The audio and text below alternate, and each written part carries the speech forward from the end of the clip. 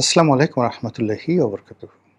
সম্মানিত দর্শক, রাষ্ট্রপতি জনাব শাহাবুদ্দিন সাহেবের পদত্যাগের পর ভারপ্রাপ্ত রাষ্ট্রপতি রূপে মেজর হাফিজ দায়িত্ব গ্রহণ করেছেন।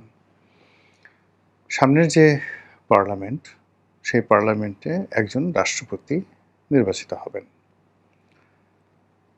প্রায় সবাই বিভিন্ন অ্যাঙ্গেল থেকে নানা রকম কথাবার্তা বলছেন।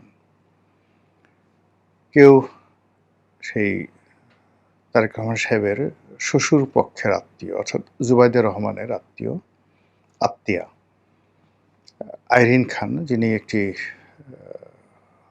বিশ্ববিখ্যাত মানবাধিকার সংগঠনের প্রধানরূপে দীর্ঘদিন দায়িত্ব পালন করেছেন, অ্যামনেস্টি ইন্টারন্যাশনালের প্রধানরূপে। তো তাকে ভারপ্রাপ্ত রাষ্ট্রপতির পরিবর্তে নির্বাচিত রাষ্ট্রপতি রূপে আগামীতে দেখা যাবে, এরকম কথা বিএনপি সংশ্লিষ্ট লোকজন বলার চেষ্টা করছেন। এমনিতে এবছর যেটা হলো যে বিএনপি রাজনীতিতে বগুড়া এবং সিলেট খুবই গুরুত্বপূর্ণ। বেগম জিয়া যখন রাজনীতি করতেন তখন বগুড়া এবং ফেনী এবং একই সঙ্গে দিনাজপুর, এই তিনটি জেলার গুরুত্ব ছিল। দিনাজপুর বেগম জিয়ার বাবার বাড়ি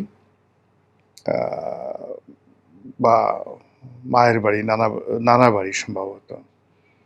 আর এখানে ফেনীতে বেগম জিয়ার নিজের বাড়ি, মানে তার বাবার বাড়ি। আর স্বামীর বাড়ি হিসেবে বগুড়া। এই তিনটি জেলার খুবই গুরুত্ব ছিল। এখন সেই গুরুত্বটা চলে এসছে বগুড়া এবং একই সঙ্গে সিলেট, যেখানে জুবাইদুর রহমানের বাড়ি। তো সেদিক থেকে জুবাইদুর রহমানের যত আত্মীয় স্বজন রয়েছেন তারা উদ্বেলিত। সিলেটের মানুষ জনাব তারেক রহমান সাহেবকে দুলাভাই বলে এবং তারা আশাই করতে পারে সিলেটের থেকে, বিশেষ করে জুবাইদুর রহমানের আত্মীয় স্বজনের মধ্য থেকে একজন প্রেসিডেন্ট হবেন। আমার বক্তব্য হলো যে তাই যদি হয় তাহলে কেন জুবাইদুর রহমান নন? তিনি তো সর্বগুণে গুণান্বিতা, তিনিও তো রাষ্ট্রপতি হতে পারেন। বাংলাদেশ একজন মহিলা রাষ্ট্রপতি পেল এবং সেটা জনাব তারেক রহমান সাহেবের সহধর্মিণী, এটা তো আরও ভালো হয়। এমনকি সারা বিশ্বকে চমক লাগিয়ে দেওয়া যেতে পারে যদি জাইমা রহমানকে রাষ্ট্রপতি করা হয়। তো এনিওয়ে, সরকার কি করবে না করবে সেটা তাদের ব্যক্তিগত বিষয়। এর বাইরে যে নামগুলো আসছে তাদের মধ্যে হোসেন জিল্লুর রহমানের নাম কেউ কেউ বলছেন। তারপর দলের ভিতরে যারা দীর্ঘদিনের ত্যাগী নেতা আছেন তাদের মধ্যে মির্জা ফখরুল সাহেব সবার আগে, খন্দকার মোশাররফ সাহেবের নাম আসছে, ডক্টর মঈন খানের নাম আসছে। কিন্তু কেন জানি আমার মনে হচ্ছে যে হয়তো এরকম যারা প্রবীণ রাজনীতিবিদ রয়েছেন বয়স্ক, তাদের মধ্য থেকে কেউ নির্বাচিত নাও হতে পারেন। অনেকে ডক্টর মোহাম্মদ ইউনূসের নির্বাচন হওয়া নিয়ে নানা রকম কথাবার্তা বলছেন। ব্যক্তিগতভাবে ডক্টর মোহাম্মদ ইউনূস সম্পর্কে আমি আশাহত। যতটা না আশাহত তার চেয়ে বেশি তার ব্যাপারে আমার আবেগ ছিল, ভালোবাসা ছিল। একেবারে সেই আমি ওনাকে যেদিন থেকে চিনেছি, জেনেছি, সেই দিন থেকে একেবারে আগস্ট মাসের ৫ তারিখ পর্যন্ত।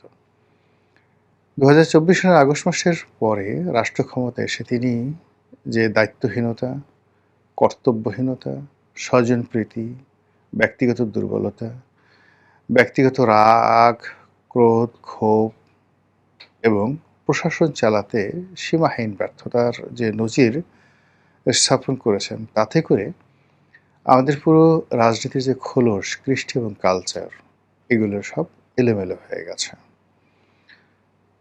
অথচ টিল নাও, এখনও পর্যন্ত এই মানুষটির একটা ইন্টারন্যাশনাল কানেক্টিভিটি রয়েছে, যেটা বাংলাদেশে এখনও পর্যন্ত জীবদ্দশায় আর কারোরই নেই।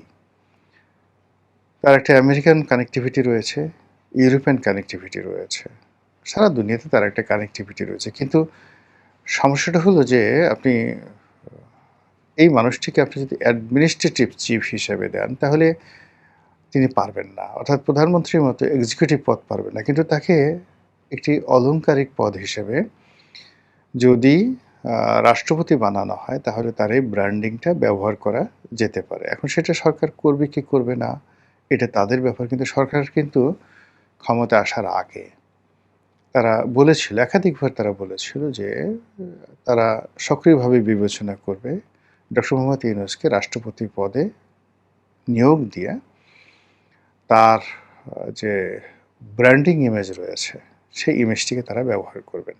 এই গেল এক। ২ নম্বর হলো যে আমি যেটা ব্যক্তিগতভাবে মনে করি, সেটি হলো রাজনীতির সৌন্দর্য কৃতজ্ঞতা বোধে। রাজনীতির সৌন্দর্য হলো প্রতিদানে আর কমিটমেন্ট রক্ষা করার ক্ষেত্রে। নেলসন ম্যান্ডেলার একটা চমৎকার কথা শুনেছিলাম। যখন আমেরিকাতে তিনি গেলেন প্রেসিডেন্ট হয়ে, তখন সবাই তাকে বলল যে, "আপনি কী ধরনের কাজকর্ম করছেন? পুরো ওয়েস্ট যাদেরকে খারাপ বলছে, আপনি কিউবাকে বলছেন কিউবা একটি ভালো দেশ। ইয়াসির আরাফাতের প্রশংসা করছেন, লিবিয়ার কর্নেল গাদ্দাফির প্রশংসা করছেন।" এটার উত্তরে তিনি খুব বোল্ডলি যে বক্তব্য দিয়েছিলেন, এখনও আমার কাছে মনে হয় একজন রাষ্ট্রনায়কের এর চাইতে বোল্ড এবং মাস্টারপিস কোনো বক্তব্য আমি এখন পর্যন্ত শুনিনি। তিনি যেটা বলেছিলেন যে আমাদের ওয়েস্ট, পশ্চিমা যারা রাষ্ট্র, তারা মনে করে যে তাদের বন্ধু আমাদের বন্ধু হবে এবং তাদের শত্রু আমাদের শত্রু হবে। কিন্তু এটা সত্য নয়। আমরা দক্ষিণ আফ্রিকার ন্যাশনাল কংগ্রেস যখন খুব বিপদগ্রস্ত ছিলাম, সবার আগে আমরা আমেরিকার কাছে এসেছি, তারপর ইউরোপের কাছে গিয়েছি সাহায্য চাওয়ার জন্য। কেউ আমাদেরকে আশ্রয় দেয়নি, সাহায্য দেয়নি। কিন্তু যেই মুহূর্তে আমরা কিউবার কাছে গিয়েছি, সঙ্গে সঙ্গে ইনস্ট্যান্টলি তারা আমাদেরকে গ্রহণ করেছেন, সাহায্য করেছেন। একই কাজ করেছেন কর্নেল গাদ্দাফি এবং ইয়াসির আরাফাত। তো কাজেই সারা দুনিয়া তাদেরকে যত কথাই বলুক না কেন, আমরা এই অনৈতিক কাজটি করতে পারবো না। তো এই যে নেলসন ম্যান্ডেলা, তিনি যেভাবে তার দলকে এখনো পর্যন্ত দক্ষিণ আফ্রিকার রাষ্ট্র ক্ষমতায় রেখেছেন, তিনি যেভাবে সম্মানজনকভাবে বিদায় নিয়েছেন, সারা পৃথিবী যেভাবে তাকে মাথায় করে নাচছে তার এই বোল্ডনেসের কারণে, সেক্ষেত্রে তারেক রহমান সাহেবেরও স্মরণ করা উচিত। সারা দুনিয়ায় কে কী বলল ডাজ নট ম্যাটার। কে কী মন্তব্য করলো ওটাও কোনো বিষয় নয়। তার বিষয় হলো ডক্টর মোহাম্মদ ইউনূসের সঙ্গে ক্লোজ ডোরে তার কি কথা হয়েছে। আমরা কিচ্ছু জানি না, কিন্তু এই কথার বাইরে তিনি যদি যান, তাহলে তার এবং তার সরকারের উপর থেকে যে বরকত রয়েছে, খোদাই বরকত রয়েছে, এটা উঠে যাবে। ডক্টর মোহাম্মদ ইউনূস আগেই বলেছি যে এখন তিনি আমার পছন্দের মানুষ নন। তার পুরো শাসন জামানাতে আমি যেভাবে যাকে বলা হয় সমালোচনা করেছি, এটা হয়তো বাংলাদেশে ওভাবে আর কেউ করেনি, একেবারে শুরুর দিক থেকে। কিন্তু আমি তারপরেও বলছি যে এই রাষ্ট্রটি সুন্দরভাবে চালানো দরকার। তো এই রাষ্ট্রটি সুন্দরভাবে চালানোর জন্য যেটি দরকার সেটি হলো তারেক রহমান সাহেবের ধর্মবোধ, নীতিনৈতিকতাবোধ এবং respectful attitude towards the commitment.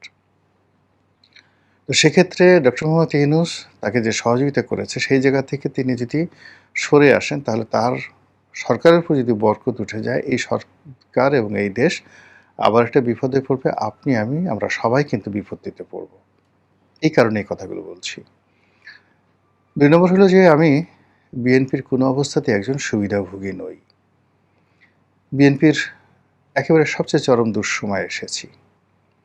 বিএনপির হয়ে নির্বাচন করেছি, বিএনপি একটা মনোনয়ন দিয়েছে, কিন্তু এই মনোনয়নটা ধারণ করার জন্য, ইলেকশন করার জন্য আমার প্রচুর টাকা খরচ হয়েছে।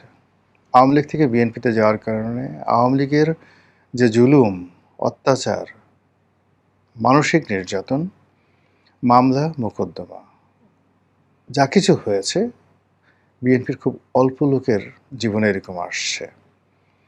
কিন্তু এই বিএনপি ক্ষমতায় এসছে তার ঠিক ১ বছর আগের থেকে, আরও অনেক আগের থেকে। মানে আমি সিদ্ধান্ত নিয়েছি যে না, মানে বিএনপি ক্ষমতায় আসুক, কিন্তু আমি এই সরকারের কোনো ফলভোগী হব না। কাজে বিএনপির সঙ্গে আমার কোনো স্বার্থ সংশ্লিষ্ট বিষয় নেই। কিন্তু আমি চাই যে দলটি ভালো করুক।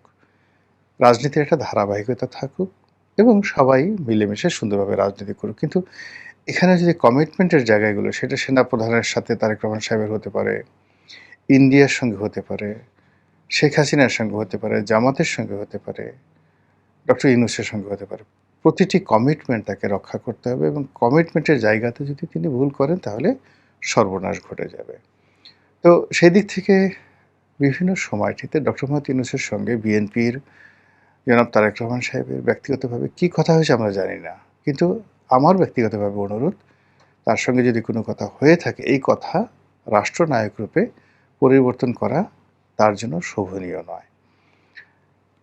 এর বাইরে যেটি হয়েছে সেটি হলো, যদি ডক্টর মোহাম্মদ ইউনূসের রাষ্ট্রপতি হওয়ার ব্যাপারে কোনো সমস্যা থাকে, এর কারণ হলো মানে তার ক্ষমতা নেই, তার অনেক শত্রু তৈরি হয়েছে, এটা যেমন সত্য, আবার তার অনেক ভক্ত আছে বাংলাদেশে টিল নাও।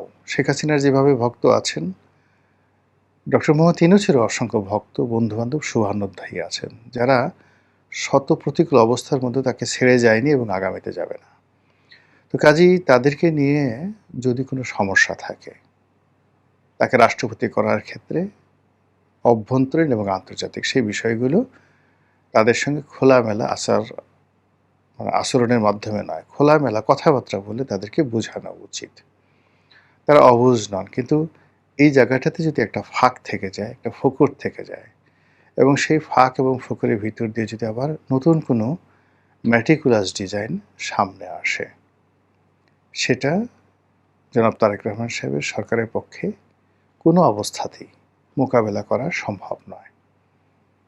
আমার এটাই মনে হয়েছে স্বাভাবিকভাবে, এবং একজন নাগরিক হিসেবে আমার কাছে যেটা মনে হয়েছে আমার নিজের মতামত বলা, সেটা আমি বললাম। বাকি যারা ক্ষমতায় রয়েছেন তাদের মেজাজ, তাদের মর্জি এবং তাদের ইচ্ছার উপর অনেক কিছু নির্ভর করবে। মহান আল্লাহ আমাদের সবাইকে হেদায়েত দান করুন এবং হেফাজত করুন। আসসালামু আলাইকুম ওয়া রাহমাতুল্লাহি ওয়া বারাকাতুহু।